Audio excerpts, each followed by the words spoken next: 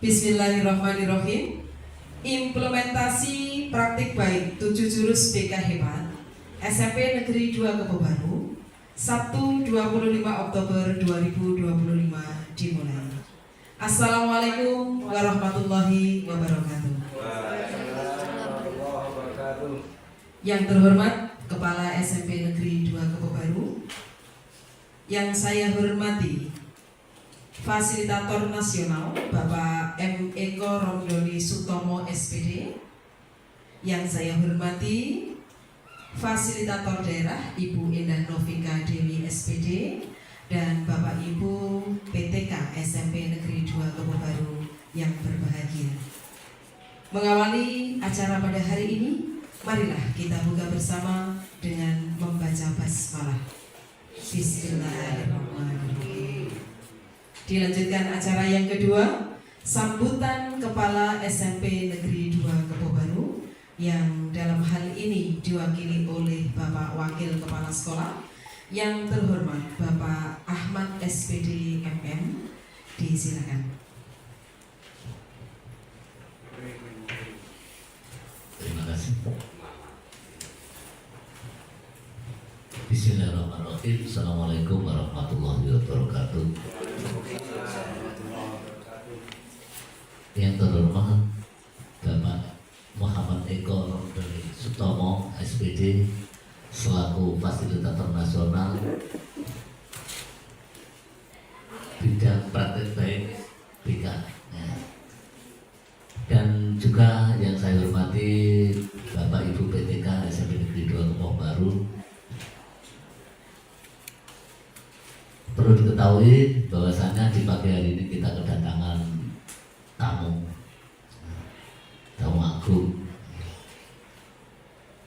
yaitu Bapak Muhammad Eko Romdoni Sutomo SPD, yang dalam hal ini di pagi hari ini akan memberikan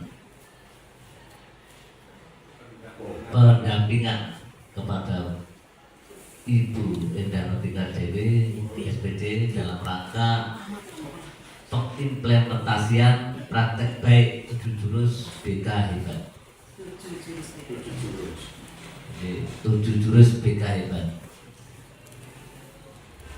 Mudah-mudahan kita semuanya senantiasa diberikan rahmat dan berkah dari Allah SWT, yang tidak kalah pentingnya juga nilai sehat, sehingga kita semuanya nanti bisa menjalankan aktivitas dalam mengabdi, khususnya dalam bidang pendidikan.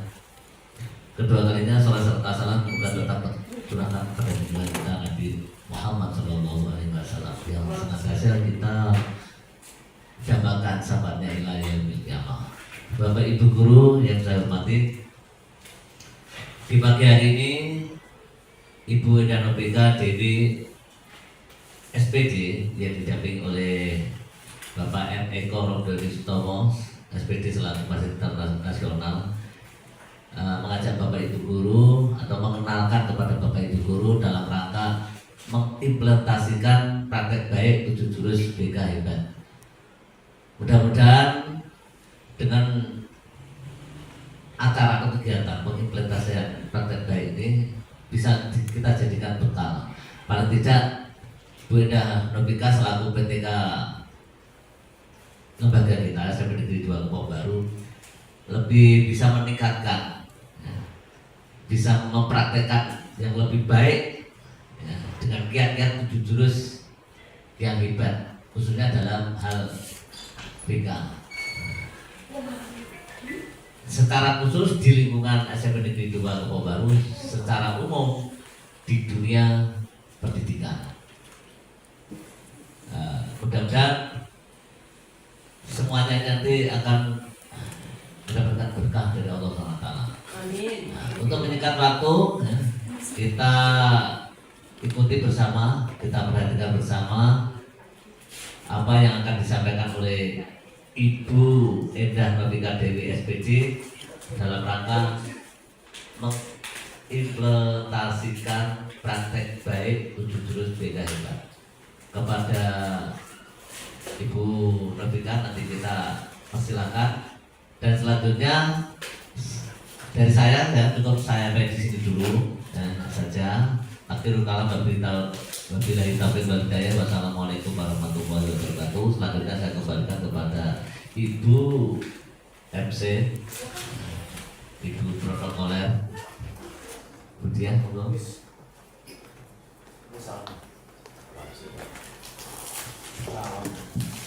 Terima kasih disampaikan. Dilanjutkan acara berikutnya, yaitu sambutan fasilitator nasional yang terhormat Bapak Muhammad Eko Romdoni Sutomo SPD. Dipersilakan. Assalamualaikum warahmatullahi wabarakatuh. Yang saya hormati Bapak Kepala SMP Depok Baru, dalam hal ini diwakili Bapak Ahmad. Pak Ahmad ini teman dari kecil, ya. Sekarang masih kecil? Sekarang masih kecil, saya sudah besar. Bapak Ibu Guru SMP 2 Depok Baru yang berbahagia, juga ada teman saya Bapak Mustoki, ya. Ini juga dulu teman seperjuangan di SMP 3 Purno. Ibu Dia juga teman seperjuangan di CGP. Teman kami mesra ya. Oke Bapak Ibu semuanya, pertama-tama mari kita panjatkan syukur kepada Allah Subhanahu wa taala yang telah melimpahkan nikmat berupa kesehatan bagi kita semua sehingga kita dapat berkumpul di sini dalam rangka implementasi 7 jurus BK yang nanti akan disampaikan oleh Bu Vika, Bu Indah Novika Dewi selaku fasilitator daerah untuk wilayah Kabupaten Bojonegoro. Kedua kalinya sholawat serta salam tetap tercurahkan kepada Rasulullah Muhammad SAW. Semoga di hari akhir nanti kita semua mendapatkan syafaat dari Allahumma amin. Bapak Ibu sekalian, perlu saya mungkin menjelaskan sedikit apa sih 7 jurus BK itu. Jadi kalau Bapak Ibu semuanya sekarang ada yang banyak Arab TB3 nih. Ya, semuanya Arab TB3. Sini enggak, Pak? Oh, sini enggak ya? Enggak, beda. Oh, beda. Alhamdulillah kalau gitu. Enggak beda maksudnya. Jadi kalau melihat dari teman-teman di wilayah Bojonegoro itu sampai sekarang Arab TB3. Ya, semuanya. Ada juga yang enggak. Di dalam TW3 itu pedomannya adalah info GTK. Di dalam info GTK itu bisa dinyatakan valid. Salah satunya adalah jika jenengan semua ditugaskan sebagai guru wali. Ya, apa itu guru wali? Guru wali itu adalah nantinya Bapak Ibu semua mendapatkan tugas tambahan untuk memberikan pendidikan karakter dan kedisiplinan dan yang lain-lain itu secara individu. Mungkin misalkan di sini ada berapa kelas? Ada 7 kelas. Dari 7 kelas itu dibagi Bapak Ibu guru semua. Nanti Bapak Ibu guru mendapatkan berapa murid gitu. Nah, itulah disebut guru wali. Apa yang dilakukan untuk guru wali? Guru wali ini nanti bertugas mendampingi siswa dalam rangka pendidikan karakter. Bagaimana caranya? Salah satunya adalah dengan menggunakan 7 jurus guru BK hebat. Nah, makanya kalau diarani ini penting dong kan? Ya diarani penting, yang penting hubungannya dengan pencairan. Iya, hubungannya dengan pencairan. Di mana-mana sekarang itu kalau nggak ada hubungannya dengan pencairan kan dianggap nggak penting. Tapi ini ya penting. Ya, jadi retorikanya seperti itu. Asbabun nuzulnya itu seperti itu. Makanya sekarang nantinya ada istilah 7 jurus BK hebat. Nanti saya nggak akan menjelaskan di sana nanti karena ranahnya Bu Indah Novika sebagai fasilitator daerah. Saya hanya memberikan pemaparan piye to 7 jurus BK itu opo to. Nah, asbabun nuzulnya itu seperti itu. Jadi nanti semuanya Bapak Ibu semua itu sebagai guru sasaran untuk melaksanakan 7 jurus BK hebat. Jadi guru mapel iya, wali kelas iya, guru SD pun iya. Nah, siapakah nanti yang memberikan penjelasan, yang mengimplementasikan dan mendesiminasikan tentang 7 jurus BK? Ya, ini tugasnya Bu Indah Novika Dewi. Jadi tugasnya Bu Indah Nofika Dewi nanti itu ya kejenengan semuanya, ya seluruh Kabupaten Bojonegoro, semua guru, baik guru SD, guru mapel maupun wali kelas, itu tugasnya ini. Nah, sampai kapan? Ya biasanya program seperti ini karena ini merujuk pada kurikulum yang baru, kurikulum nasional, bahwasanya ada 3, yaitu 1 UD, yang kedua deep learning, dan yang ketiga kebekaan ini. Ya ini 5 tahun ini paling tidak itu harus dilaksanakan. Nah, supaya jenengan nanti dalam prakteknya di lapangan tidak bingung, ya, piye to iki dadi guru wali iki, ya kudu diapakno. Nah, ini nanti penjelasannya kepada Bu Indah Nofika Dewi. Nah, saya kira itu tentang 7 jurus BK hebat. Saya nggak akan panjang lebar, nggak akan lama-lama. Nanti terlalu lama ya jenengan ya jenuh. Ya nanti biar nanti untuk yang lama-lama Bu Indah aja, Bu Indah Nofika Dewi aja. Oke, saya kira cukup dari saya. Saya mohon maaf atas kurang lebihnya dalam memberikan penjelasan ini. Ya, saya akhiri bila taufik wal hidayah. Assalamualaikum warahmatullahi wabarakatuh. Waalaikumsalam warahmatullahi wabarakatuh.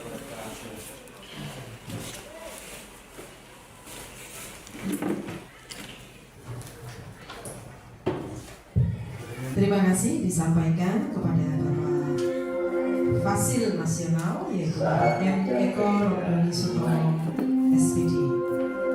Bapak Ibu yang saya hormati, ini tiba saatnya kita masuk pada acara inti yaitu paparan berbagi praktek baik yang nanti akan dilanjut dengan tanya jawab yang dalam hal ini akan langsung disampaikan oleh Ibu Indah Nofika Dewi SPD. Kelihatannya Bapak Ibu ini tegang sekali ya. Boleh kita sambut dengan tepuk tangan yang meriah untuk Ibu Indah Nofika Dewi SPD. Kepada beliau disilakan.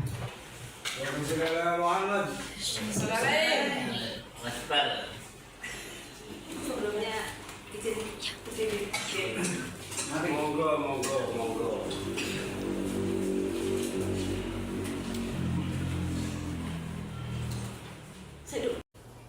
Izin Bapak Mas dan Bapak Kepala Sekolah.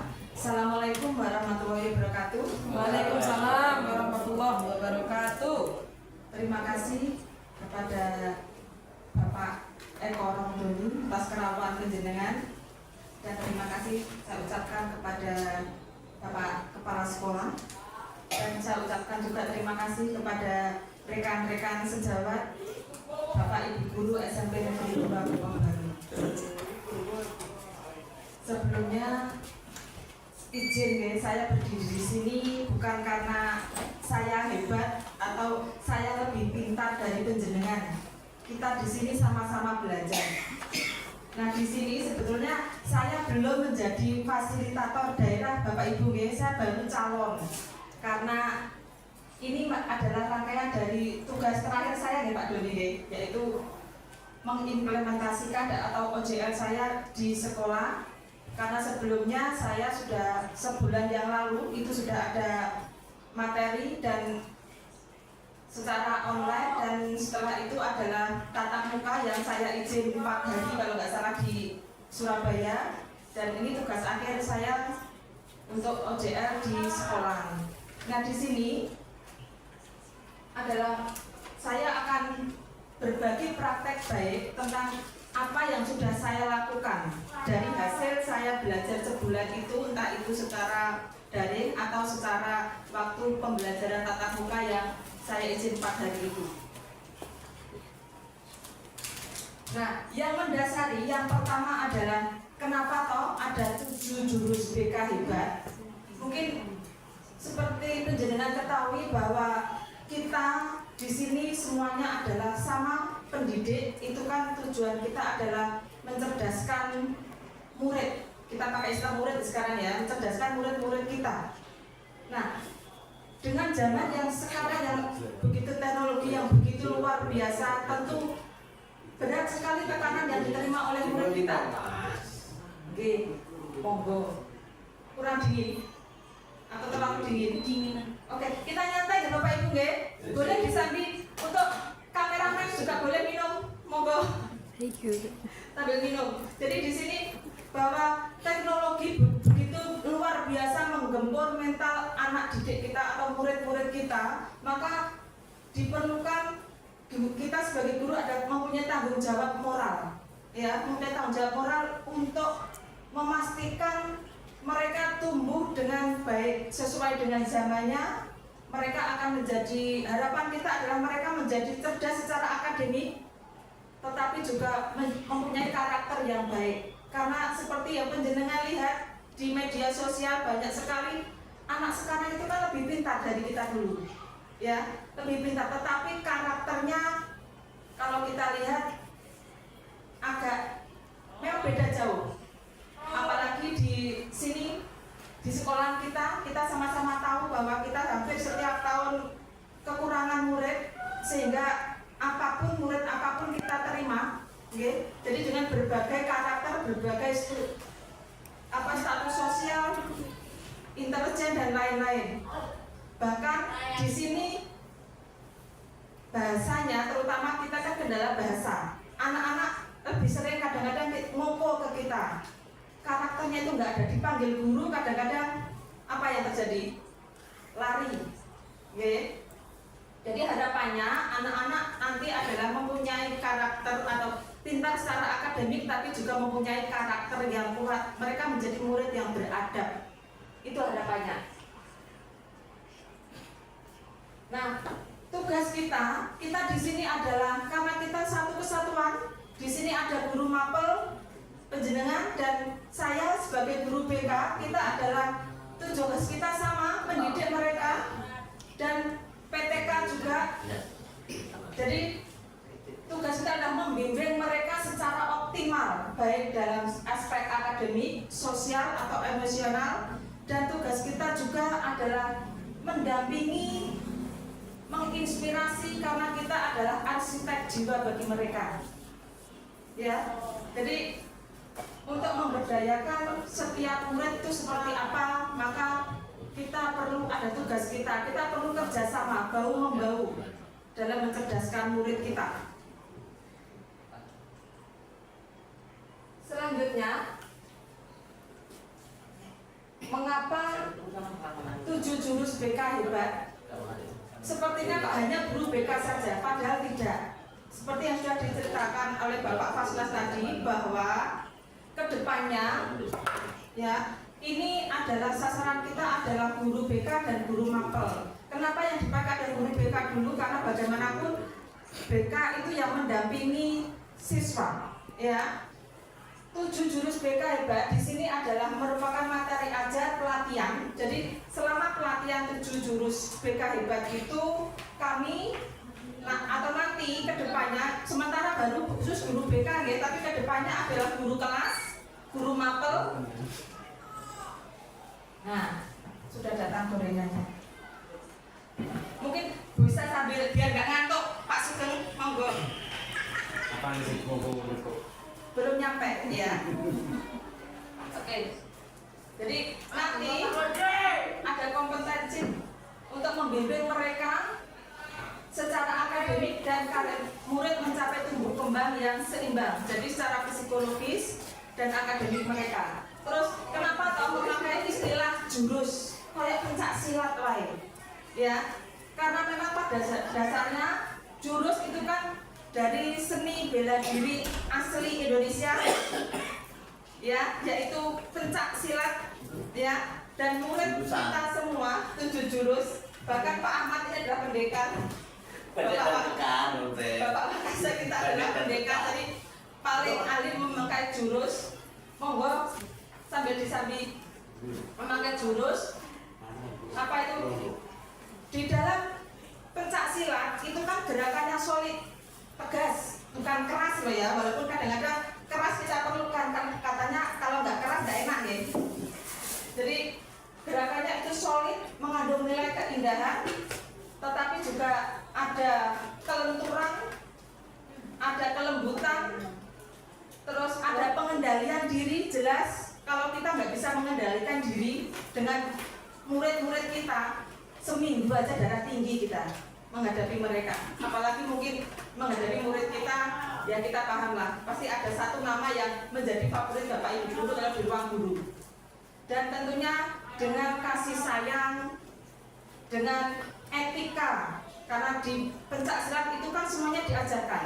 Jadi kelenturan, gerakan yang solid, tegas, tapi juga etika, estetika, gerakannya indah seperti kita mengajar. Jadi dalam mengajar itu harapannya adalah kita tegas. Ya, jelas kita sebagai guru harus tegas, tetapi juga bisa mengendalikan diri biar tidak darah tinggi. Terus kita juga perlu dengan kelembutan dan kasih sayang. Nah, sekarang selanjutnya adalah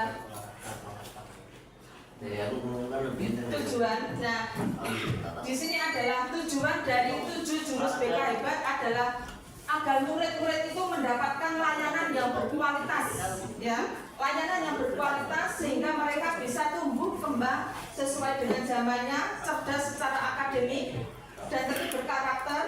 Dan tugas kita juga adalah kita kerjasama sehingga menciptakan lingkungan sekolah yang aman, nyaman, dan menggembirakan. Alangkah indahnya jika sekolah kita aman, nyaman. Jadi dasar dari murid kita bisa belajar tenang adalah sekolah kita yang nyaman, bersih, dan menggembirakan. Kita bayangkan misalnya sekolah kita seperti melihat konser Korea. Jadi mereka gembira kalau ke sekolah, ya. Mereka bertemu kita seperti melihat artis Korea gitu, mengeluh-elukan. Nggak seperti murid kita kalau ketemu Pak Jani sebagai guru matematika lari, ya kan, lari. Bahkan banyak yang ke ruang BK kadang-kadang kenapa? Susah guru matematika. Coba misalnya diibaratkan Pak Jani atau guru matematika seperti artis Korea, tentu mereka akan gembira kalau pelajaran matematika.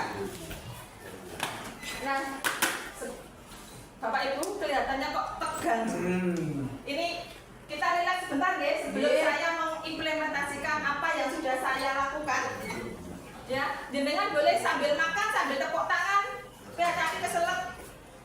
Ini karena kemarin waktu di hotel kami juga disampaikan, intinya kami bergembira. Harapannya adalah murid kita nanti di sekolah sini juga bergembira. Ya, kita bergembira, kita senang-senang. Jadi kita kelas saya itu membuat video ini.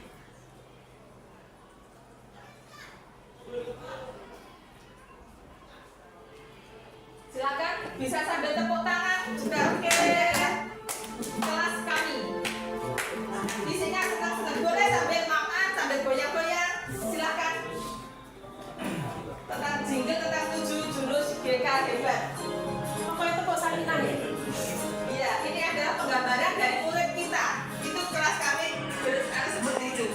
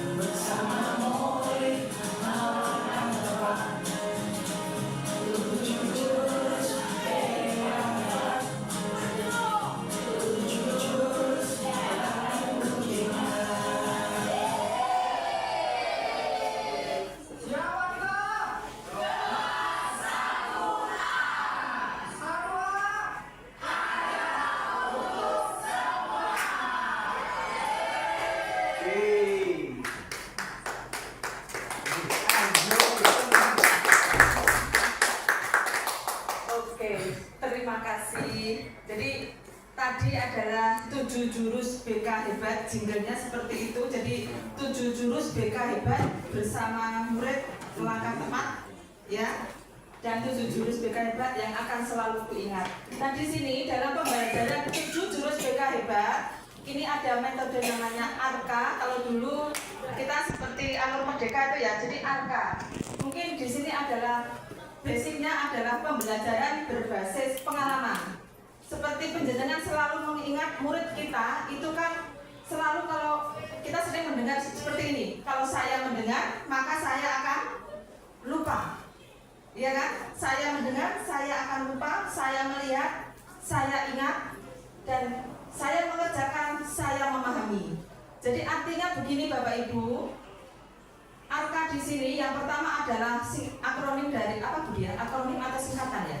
Sama aja. Sama aja ya. Jadi akronim dari A-nya itu adalah langsung aktivitas, R-nya itu refleksi, K-nya itu konseptual, A-nya itu adalah aplikasi. Jadi di sini adalah pembelajaran berbasis pengalaman. Jadi diharapkan kayak murid kita, nyuwun sewu, hampir 10 ya murid kita yang nggak bisa membaca, ya kan? Coba misalnya apa yang terjadi dengan murid yang tidak bisa baca, baru diterangkan. Kalau kita memakai metode ceramah, baru 2 menit saja, mereka akan umek, ya kan? Karena mereka nggak ngerti. Jadi dia mengganggu temennya. Tetapi kalau berbasis pengalaman, tetapi kalau mereka langsung diajari dengan ARKA, jadi mereka langsung praktek. Jadi semua kita menstimulus panca indera mereka semuanya. Jadi mulai dari auditori, kinestetik, visual, semuanya akan berjalan. Jadi tujuannya adalah seperti itu. Jadi pembelajaran berbasis pengalaman. Nah di sini saya ada 7 jurus sebetulnya Bapak Ibu, tetapi saya karena waktunya cuma seminggu, jadi saya baru mengimplementasikan di pembelajaran saya itu 2 jurus. Yang pertama adalah jurus 1, kenali potensi. Kenapa kok saya mengambil jurus 1? Ya, oh ya, sebelumnya saya kenalkan dulu ini Bapak Ibu. 7 jurus BK hebat. Apa saja toh 7 jurus BK hebat itu? Yang pertama adalah kenali potensi. Di sini kita fokus ke minat, bakat, dan gaya belajar.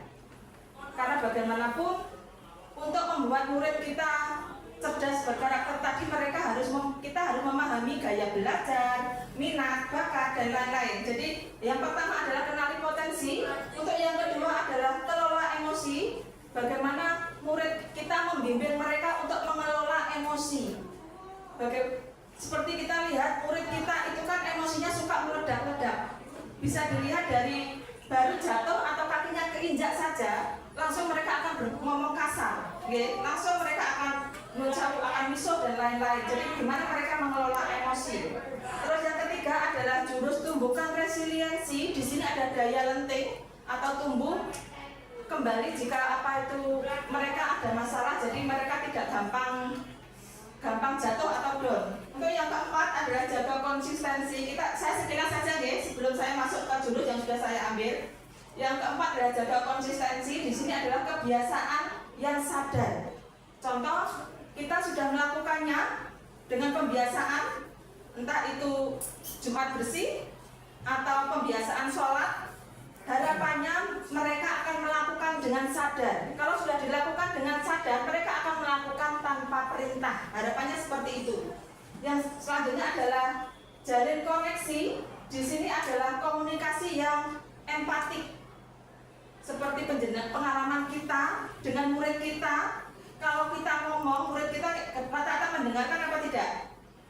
Diterangno, masuk telinga kanan, keluar telinga kiri, lupa.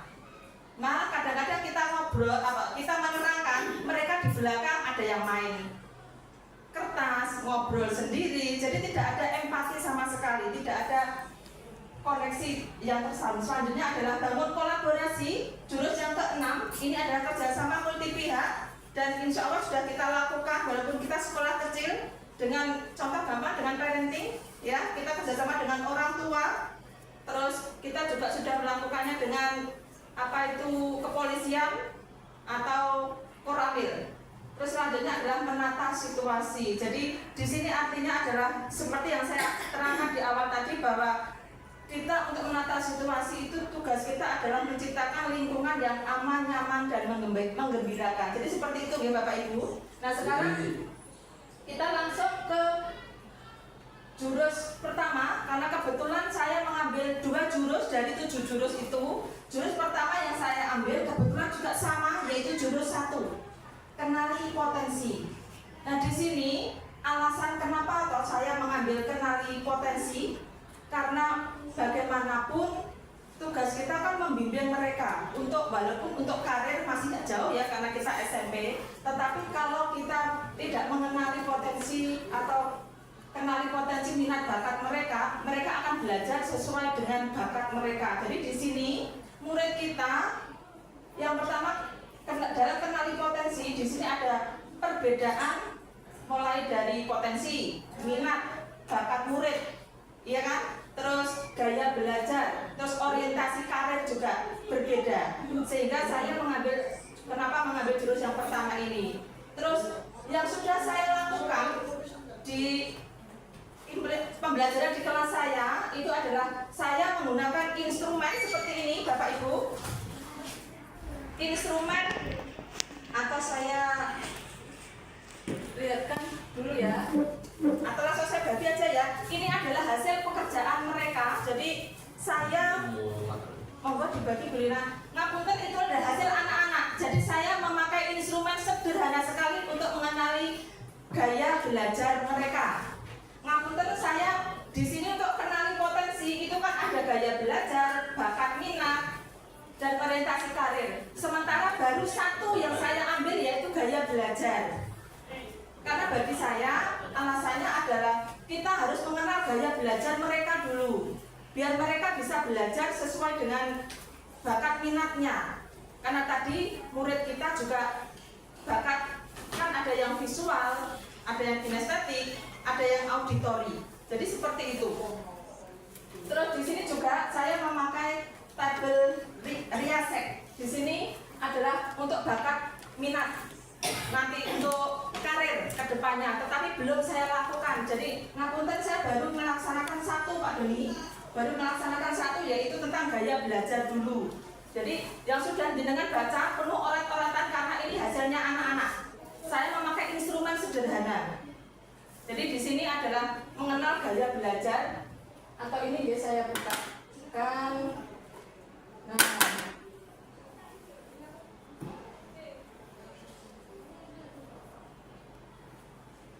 Nah seperti ini. Jadi saya memakai instrumen sederhana sekali untuk mengenali gaya belajar mereka. Jadi yang pertama di situ adalah jika saya suruh mereka pertama adalah untuk melingkari. Saya langsung mengajak mereka tadi, saya memakai metode ARKA tadi, pendekatan ARKA. Jadi mereka langsung praktek dengan membaca apa yang sudah lembar kertas yang sudah mereka terima. Di sini untuk lebih mudah. Jadi mereka akan melingkari yang sekiranya, contoh di sini ada pernyataan lebih mudah mengingat informasi dalam bentuk gambar, grafik, warna atau tulisan. Kalau mereka melingkari angka 1 berarti dia adalah tipe visual. Jadi sudah saya membuatkan yang ini paling sederhana ya, walaupun nanti kedepannya adalah tentu kita lewat psikolog itu lebih bagus lagi. Tetapi ini awal ya, karena untuk tes psikologi biasanya untuk gaya belajar kita melaksanakannya di awal kadang-kadang 2 tahun sekali. Ngapunten dulu karena kendala biaya dan lain-lain. Jadi untuk awal kemarin saya memakai ini dulu.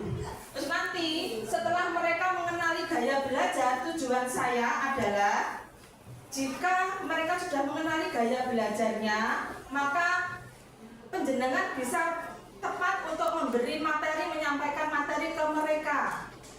Karena nggak mungkin jenengan langsung menerangkan terus, karena ada kemarin kebetulan saya sudah kerjasama dengan guru IPA yaitu Bu Ike. Kan ada murid kita yang agak kurang untuk akademik, dia kurang, tetapi ternyata dia gaya belajarnya kinestetik, sehingga sama guru IPA atau guru biologi diajak dia fokus ke greenhouse, jadi kinestetik dia. Jadi kalau dia diterangkan dia nggak mungkin bisa. Itu yang sudah saya coba lakukan dari tes awal seperti itu. Jadi mereka baru mengisi gaya belajar. Nanti untuk pembelajaran yang akan datang mungkin awal November karena kita masih pembelajaran proyek ya. Jadi saya belum bisa masuk kelas lagi. Kedepannya mungkin saya juga akan memakai ini, mengenali profesi dengan riasek tadi. Jadi di sini ada yang R-nya itu realistik, suka bekerja dengan alat. Jadi nanti profesinya adalah seperti tukang, insinyur dan lain-lain. Jadi seperti itu. Oke. Jadi minta maaf saya baru ke gaya belajar dulu karena sudah kepotong untuk apa itu waktunya cuma 1 kali pertemuan kemarin ya. Jadi terus walaupun ini untuk gaya belajar itu sebetulnya sudah kita lakukan, sering kita lakukan ya dengan pembelajaran berdiferensiasi kemarin ya, sudah sering lakukan, tetapi ini kita mantapkan lagi. Jadi sementara saya baru memakai gaya belajar dulu untuk pengenalan minat bakat, belum ya untuk pembelajaran yang akan datang. Dan hasilnya adalah anak-anak ternyata antusias dan anak-anak mengerti. Oh ternyata saya itu lebih suka kalau saya sambil menyanyi.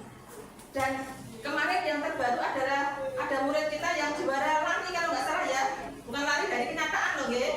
Ternyata anak yang nggak bisa baca itu ternyata dia mempunyai potensi di olahraga. Itu dengan gaya belajar ini saya kerjasama dengan guru olahraga. Jadi untuk membimbing dia mengenali dari gaya belajar, ternyata dia kinestetik, maka dia untuk lari dan alhamdulillah kemarin di 17-an atau kemarin waktu ada lomba dia juara 2 ya. Untuk terus selanjutnya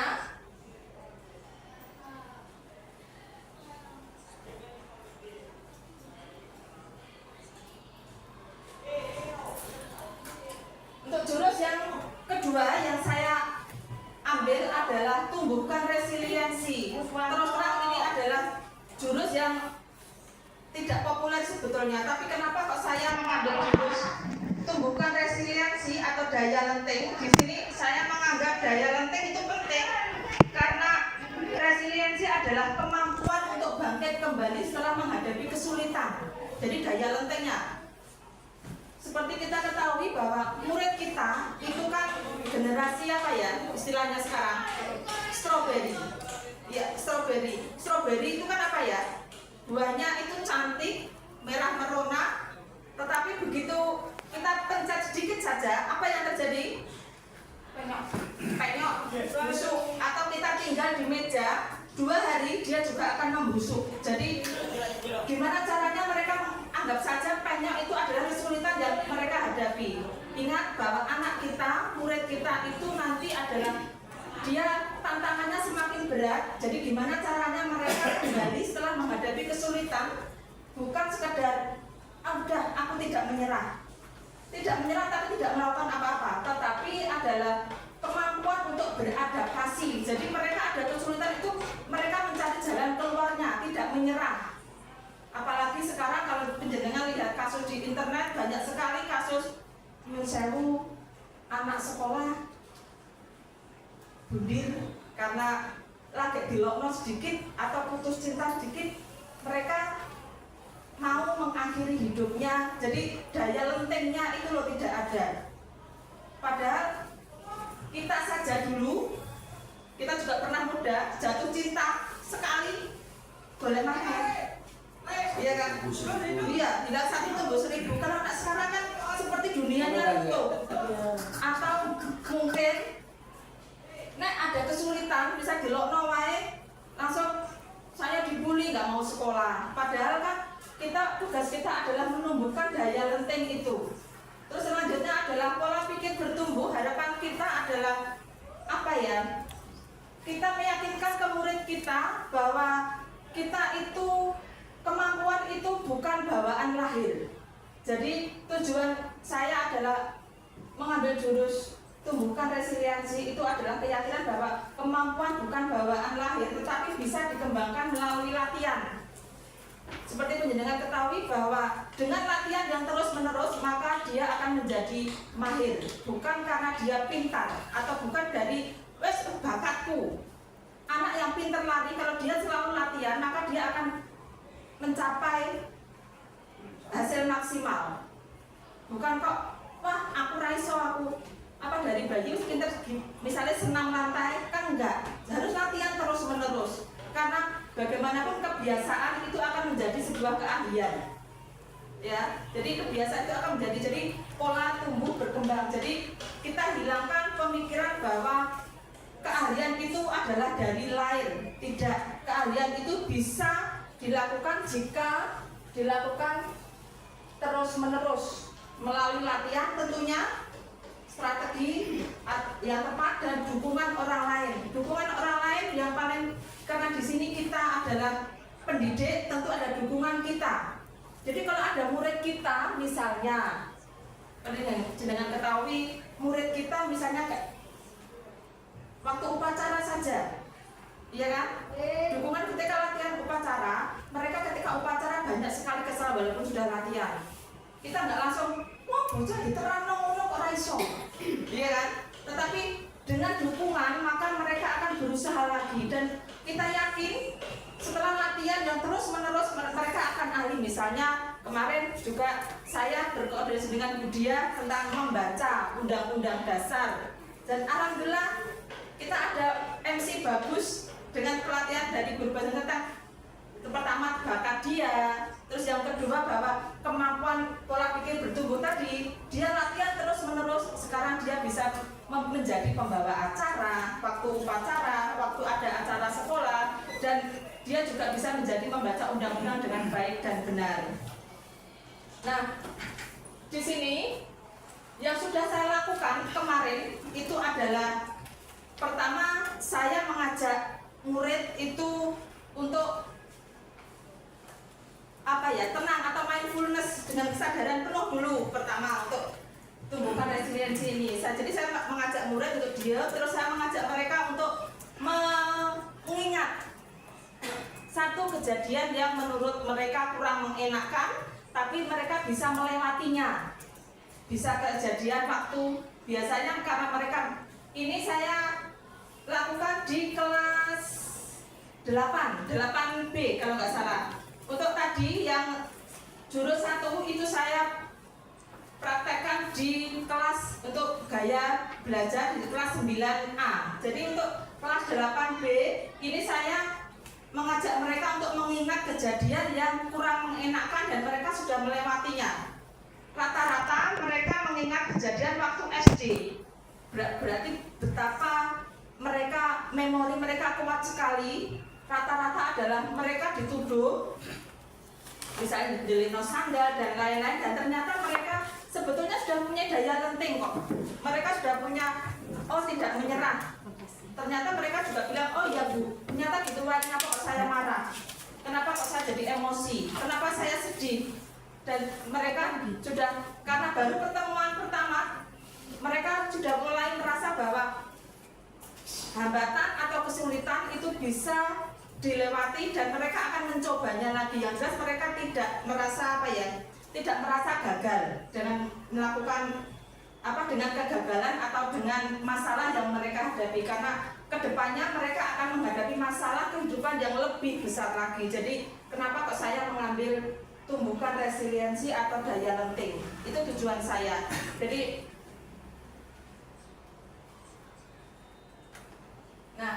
yang terakhir, terima kasih. Mungkin tadi langsung ke hasil dari yang saya implementasikan di kelas, praktek baik saya di kelas. Mungkin baru 2 itu ngapunten nggih. Nanti lanjut lagi ke bulan November awal karena kita kan pasti pembelajaran project sampai akhir Oktober ini. Dan nanti saya akan melanjutkan ke jurus-jurus yang lain. Dan mohon maaf jika banyak kekurangan, jadi saya perlu masukan penjenengan. Kita di sini sharing ya Bapak Ibu nggih. Kita sharing terus. Saya yakin ini juga masih banyak kekurangan dan saya mohon doanya semoga setelah OJL ini saya lulus. Amin. Ini masih calon soalnya. Ini tugas akhir saya. Yang penting ada tempenya lagi. Oke. Kita langsung ke mungkin ada pertanyaan atau kita diskusi saja ya tentang apa yang sudah saya lakukan selama di kelas. Oh, jangan nyalanya ya pertanyaan nih. Mungkin ada 2 saja deh. Jangan banyak-banyak. Jangan susah-susah loh beda. Terus terang saya tertarik dengan pola pikir bertumbuh, di mana kemampuan bukan bawaan dari lahir tetapi bisa dikembangkan dengan melalui latihan, strategi yang tepat dan dukungan dari orang lain atau orang sekitar kita. Terus pertanyaan saya itu bagaimana dalam kegiatan belajar mengajar. Jadi ini jurus kalau nggak salah psikologi ya. Jurus ketiga. Iya. Gini, Bunda terima kasih. Mohon masukannya kita diskusi deh. Jadi untuk pola pikir bertumbuh tentu kita ubah mindset atau paradigma kita. Tadi yang sudah di sini adalah kita berubah dulu mindset kita bahwa keahlian atau kemampuan itu bukan didapat dari lahir atau keyakinan bahwa kemampuan itu dari lahir, tapi kita bisa mengembangkan kemampuan itu dari latihan. Jadi kita ubah paradigma kita, terus kita karena kita sebagai guru kita mendampingi mereka, kita cari kata-kata yang menguatkan. Kalau nggak salah saya juga punya ini, nggak apa-apa nggak saya share di sini. Nggak apa-apa. Nah, di sini pola pikir bertumbuh. Di sini adalah di mana mereka mempunyai pemahaman bahwa kemampuan itu bisa dilatih dengan terus-menerus. Jadi bukan bawaan lain.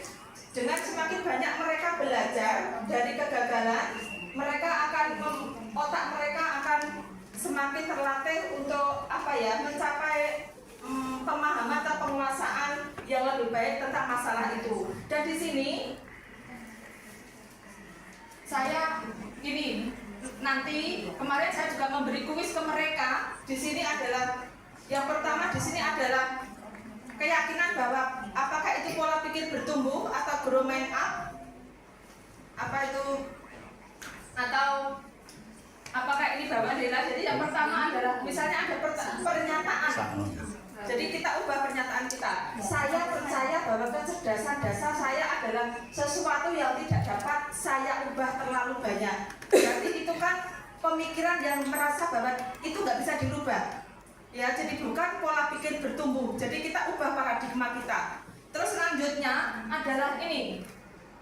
Ubah paradigma. Nah, seperti ini, ubah kata paradigma. Kita ubah pola pikir mereka.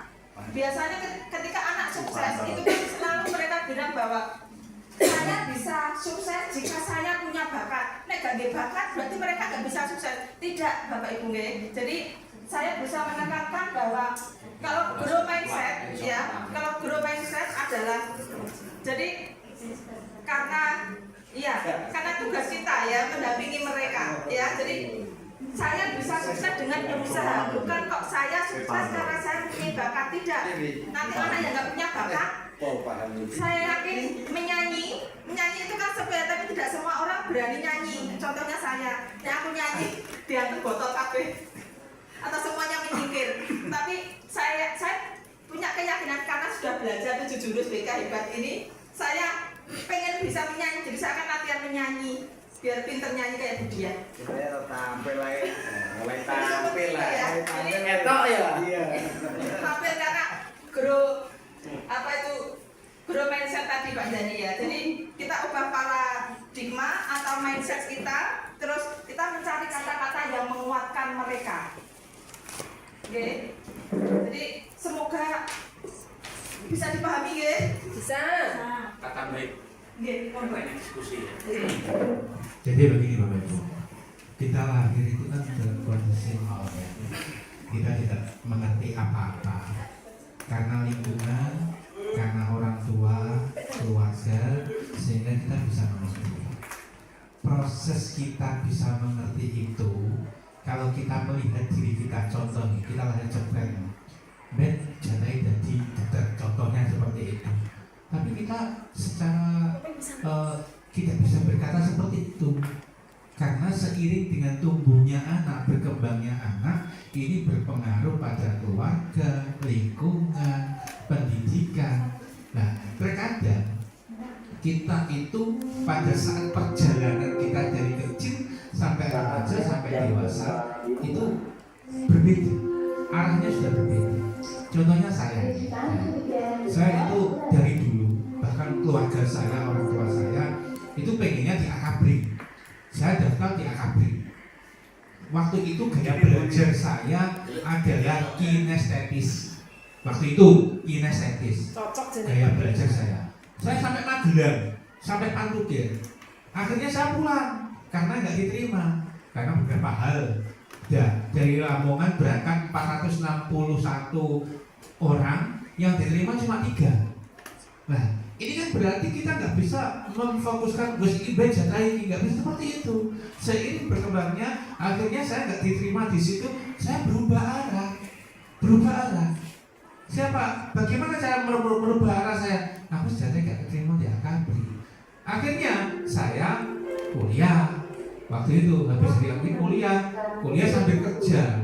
Saya pilih kuliah yang enteng-enteng saja waktu itu. Yang paling enteng ya psikologi. Nah, akhirnya setelah itu saya daftar dulu. Jadi saya jadi wajib ya Mas. Oke. Tetap direkam.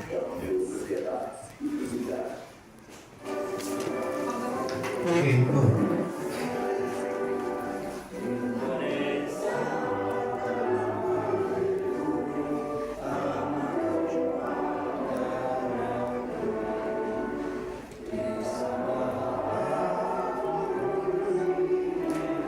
Jadi mandu ibuku, Indonesia bangsaku, bangsa dan tanah airku.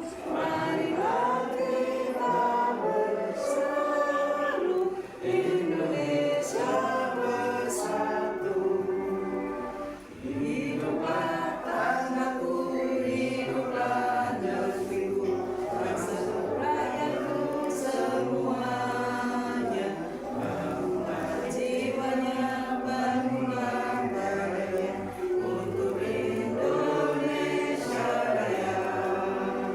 Indonesia Raya, merdeka, merdeka, tanahku, negeriku yang ku cinta. Indonesia Raya, merdeka, merdeka, hiduplah Indonesia Raya. Indonesia Raya, merdeka, merdeka, tanahku, negeriku yang ku cinta. Indonesia Raya, merdeka, merdeka, hiduplah Indonesia Raya.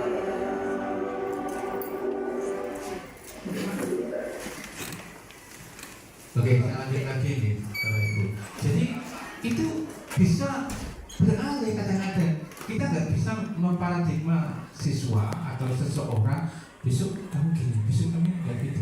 Sesuai dengan lingkungan, sesuai dengan tumbuh kembangnya anak kadang-kadang berubah. Nah, saya juga nggak pernah berpikir dulu jadi guru, nggak pernah. Ya, sampai saat ini alhamdulillah jadi guru ya sudah. Itu pun gaya belajar saya sudah berubah.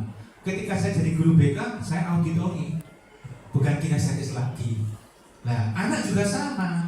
Ketika kita pertama melihat punya potensi seperti itu, belum tentu. Seiring dengan bertumbuhnya anak, terkadang berubah. Nah, itu makanya kita harus pegang.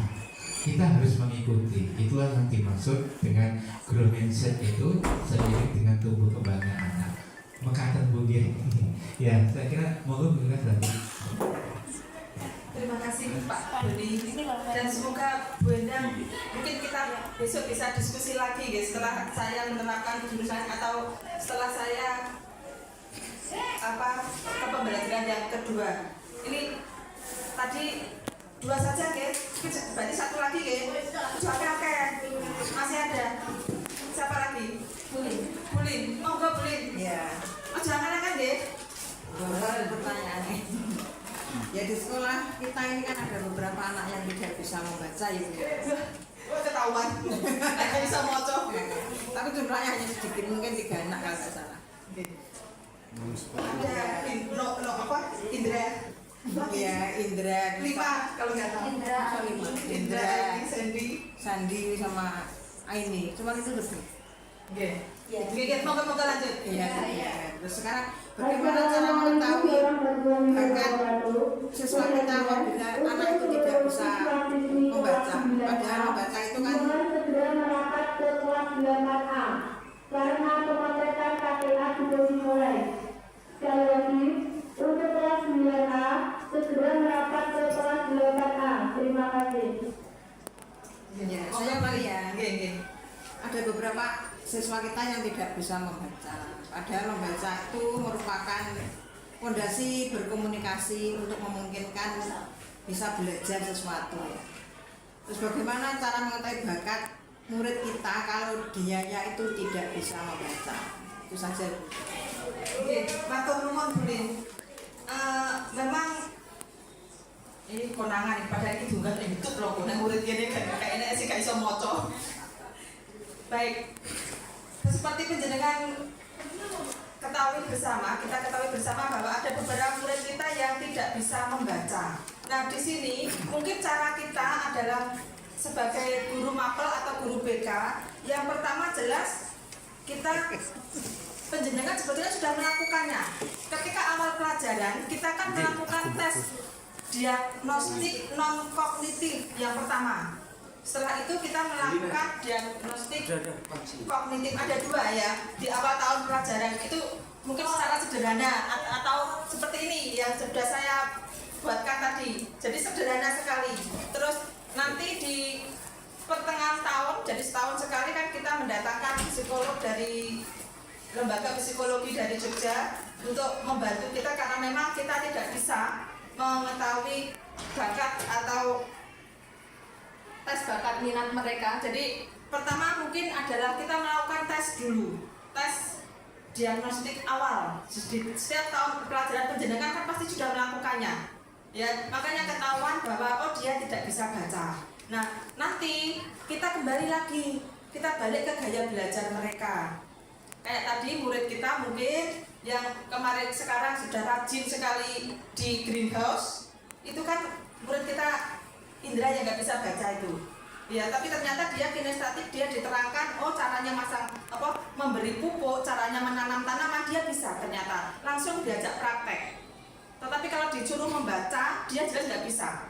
Tapi kalau dikasih tahu oh ini loh, ini pupuk ini untuk daun, ini untuk akar, dia tahu. Tapi kalau dikasih langsung bungkusan dia nggak mungkin tahu karena disuruh membaca. Tapi kalau udah dikasih tahu ini untuk daun ya warnanya ini, dia akan tahu. Jadi seperti itu. Jadi yang pertama adalah kita kembali ke jurus 1 tadi, yaitu melakukan kenali potensi, yaitu kita lakukan tes bakat minat. Terus yang kedua mungkin cara paling gampang adalah setiap penjenengan di kelas kita fokus ke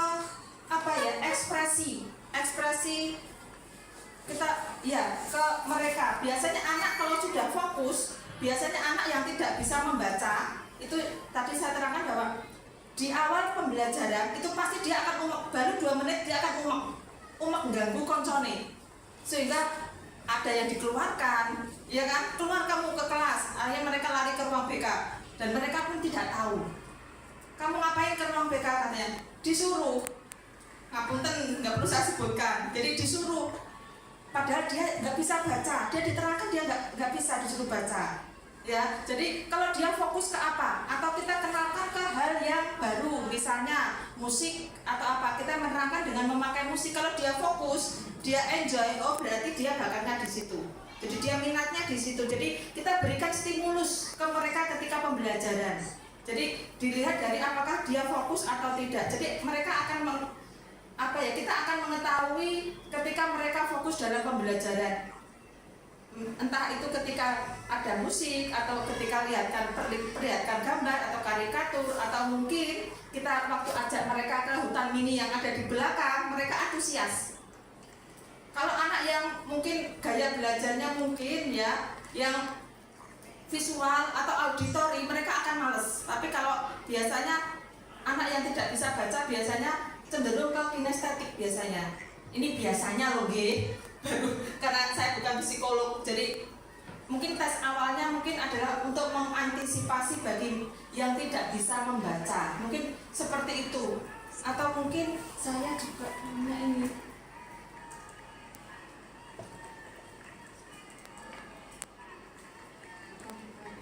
Bahwa anak itu kan mempunyai ini.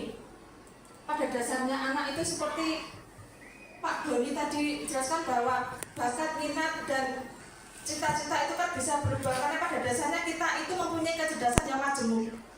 Ya, jadi multiple intelligence. Seperti Pak Sugeng, ini saya yakin dulu cita-cita jadi dokter katanya, tapi akhirnya jadi dokter Andes. Cita-cita jadi presiden rumah tangga. Dulu tuh Pak Sugeng kalau ditanya jadi apa? Jadi dokter. Loh kok sekarang jadi dokter Andes?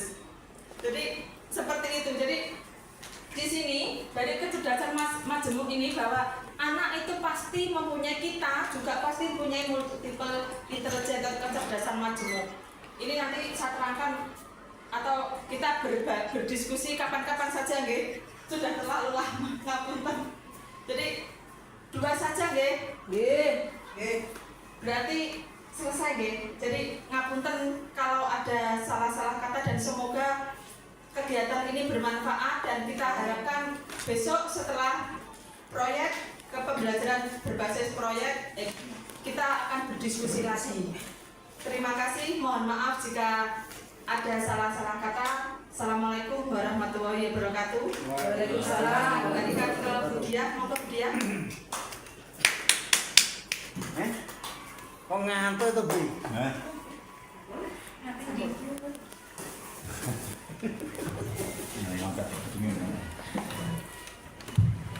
Ya, luar biasa ya apa yang disampaikan oleh Ibu Indah Novika Dewi. Boleh dong kita beri aplaus.